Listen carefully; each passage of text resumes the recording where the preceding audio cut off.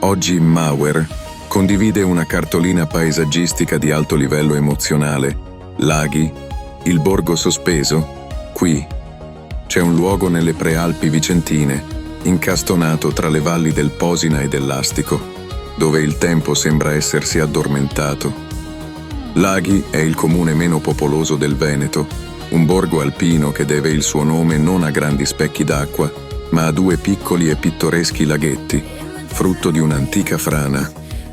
Non è una meta per chi cerca sentieri estremi, ma il rifugio perfetto per chi desidera una pausa rigenerante, un'escursione che è tanto un cammino nella natura quanto una passeggiata nella storia rurale e nella quiete assoluta.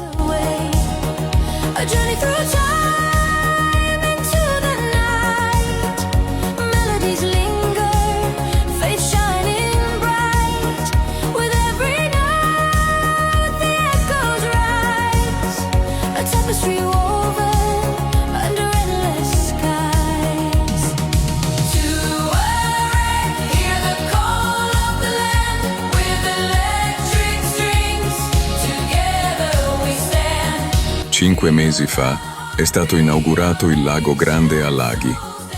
Un'opera che non è solo recupero paesaggistico, ma il cuore di un progetto ben più ampio. Collegare Posina, Laghi, Arsiero e le valli del Pasubio attraverso una rete ciclabile che unisce due province. La Bella Laghi è caratterizzata da piccolissime contrade ed è adagiata in una bellissima valle di forma quasi circolare. La chiamano la Valle dei Laghi ed è dolcemente circondata dal Monte Maio, ma anche dalla dorsale del Cimone dei Laghi e il Monte Castellone. Parliamo di vette che donano al piccolo comune davvero un paesaggio quasi incantato. Ma a renderlo ancora più speciale e incantevole sono evidentemente i due laghi uniti da un corto canale, le cui acque, come uno specchio,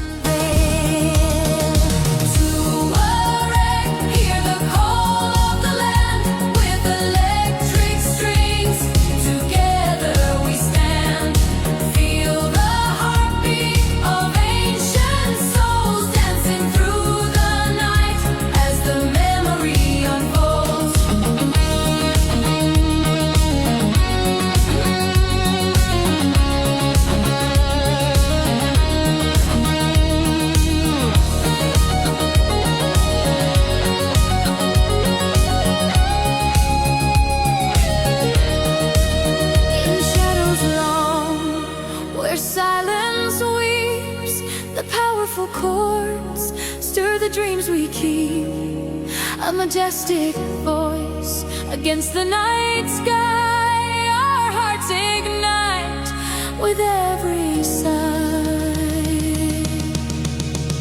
This emotion arrives through the desert wind with every soul.